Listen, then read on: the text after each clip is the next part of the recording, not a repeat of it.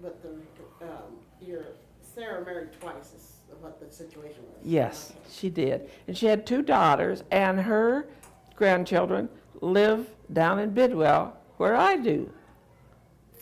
And we discovered each other at the Emancipation a few years ago. And the fellow that had the, whatever his name is, he's going to be there this year. Oh, good. Frederick Douglass. Yeah, and so I don't know. I'm going to Stevens reunion or down there. When is the emancipation? It's usually around the 22nd Of September. of September, one of those Saturdays. I don't know the exact date yet. Well, I like to make those. You ready? You ready, folks? No. Yeah, you're ready, right? What? You ready? I've been recording this. I thought this was part of it. Oh my goodness. Okay. Well, anyway, that's all right. The Barbara Scott is one of the people that I Yes.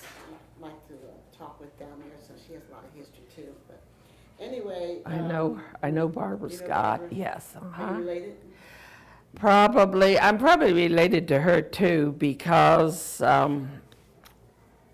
she's from that area where our neighbor that I grew up with, more or less, was from. Her mother was from there, and she was married to a Johnson, and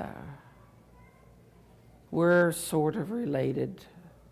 Everyone that lived in that area practically was related in some way or another. Talking about the house, Underground Railroad house, did you hear of anyone ever helping any slaves escape, black or white, people helping slaves to escape?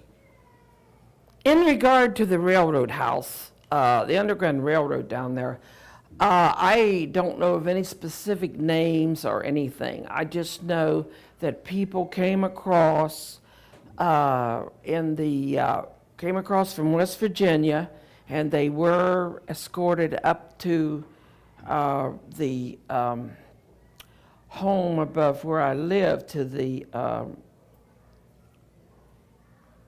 Underground Railroad. From there, I don't know where they went. I don't know where they were taken to after that. Did you hear about any Underground Railroad sites in Nelsonville area?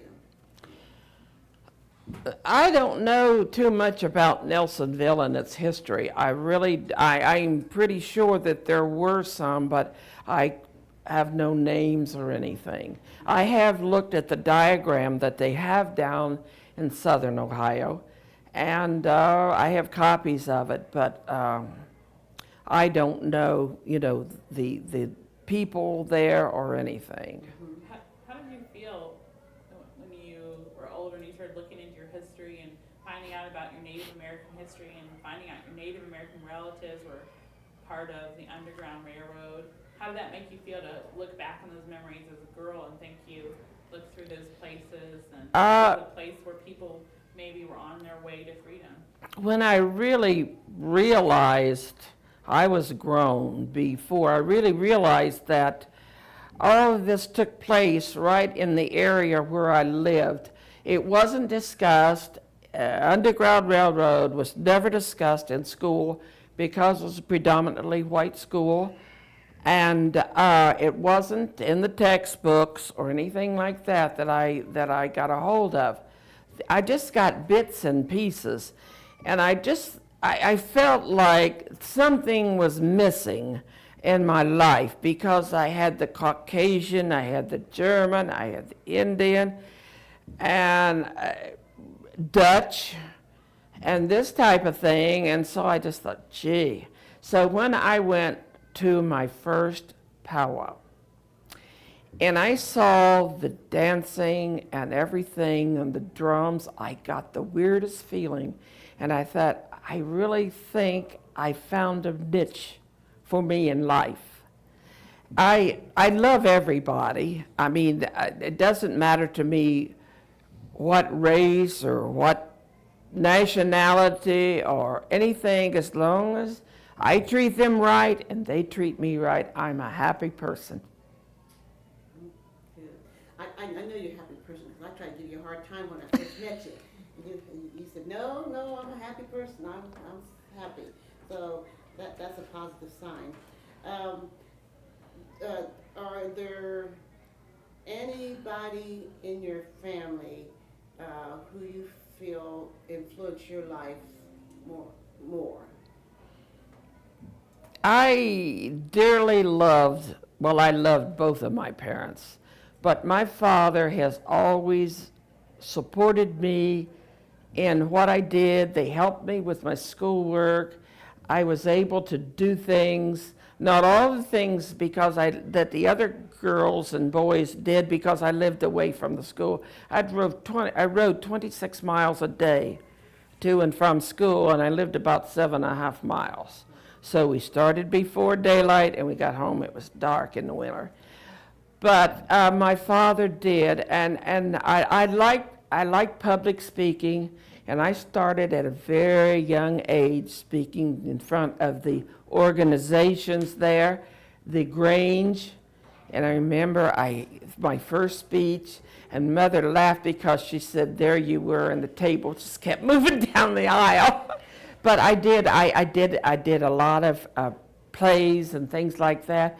And in high school, I didn't take part in the acting, but I did have a monologue between each of the sections of the play.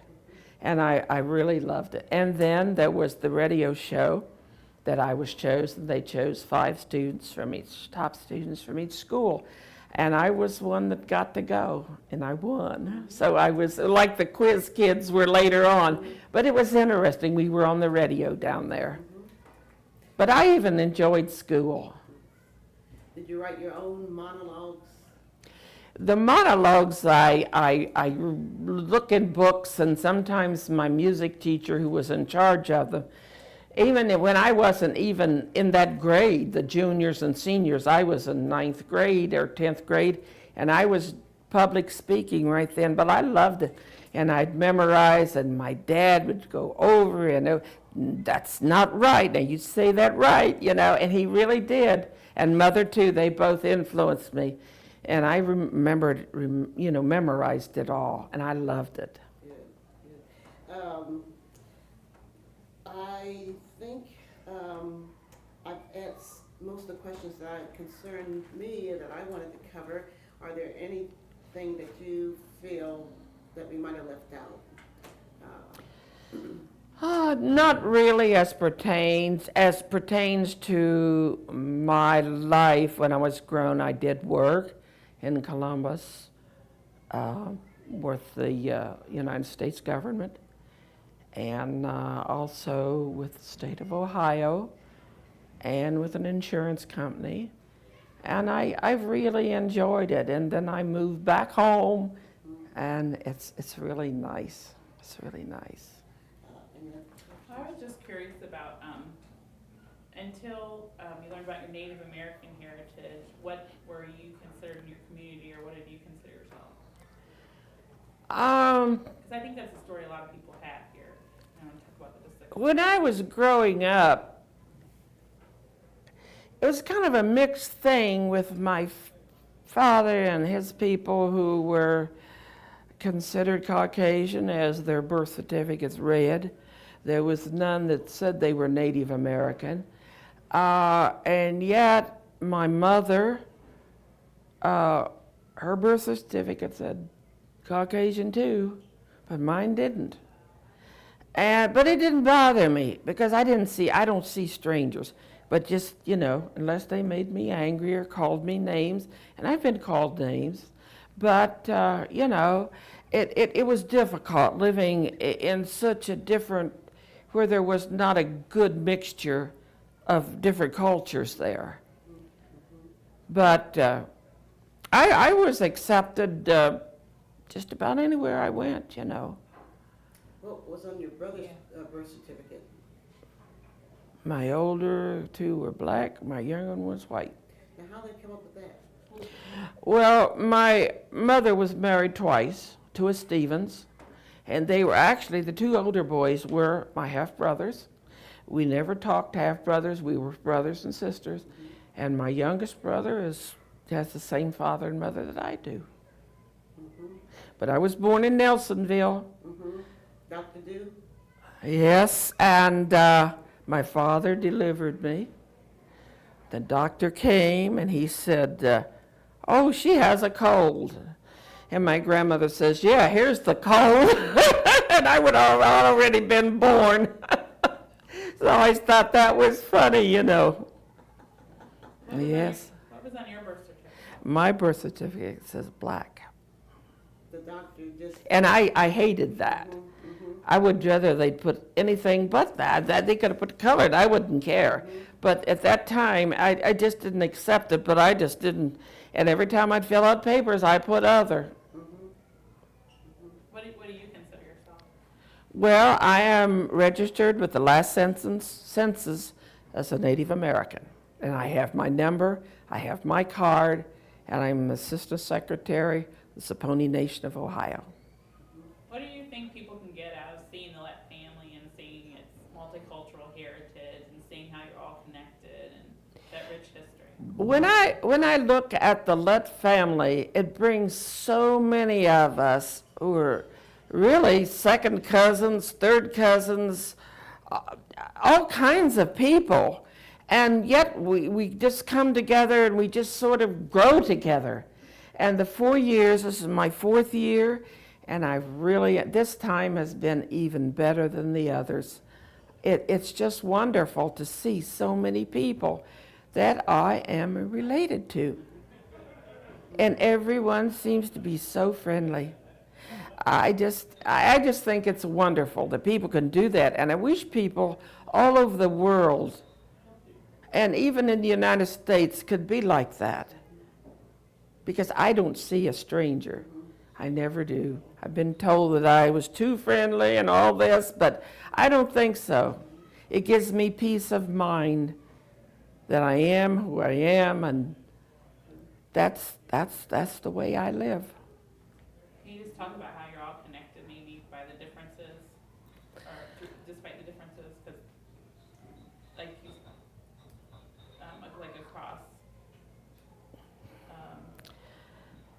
Oh, I have relatives that still live in Ohio, all over Ohio. And each year I find that I have more relatives, even living near where I live, that I didn't know I had. I didn't know we were related. And of course in Michigan, I found them about 5 years ago. And I've been up there, I've been clear to Remus, to the Old Settlers reunion. And I plan to go back again probably next year. We've been invited, my husband and I Kenneth, and I have been invited to go to the senior citizens up there and do something with them for the Native American part. And I'm living it up to the fullest. That's right. I really am. But it's good because when I come in here the first time, I didn't know hardly any, not too many other than just a few of my close relatives. But now, I'm just finding everybody. Wherever I go, and I do go to a lot of reunions, and I'm finding relatives, and it's just beautiful. I just love it. Excellent job, fantastic. I have a quilt that was made up in northern Michigan for my grandfather's sister. I still have it in 1902 with all the different names on it. Fantastic. If you ever come up to the MGC to give a talk, bring that quilt with you. I sure will. We had a quilt program last month, and that's another story, but all kinds of quilts showed up, and history behind the quilts. Yeah. Well, these have, and a lot of the people right out here, their relatives' names when they first saw it. I took it to the Johnson reunion. I took it to the Harper reunion, because I hosted that down there. And that's where I met Ada and all them. Ada and her sisters and everything, yeah. Well, I tell you, it's good seeing someone from Nelsonville again.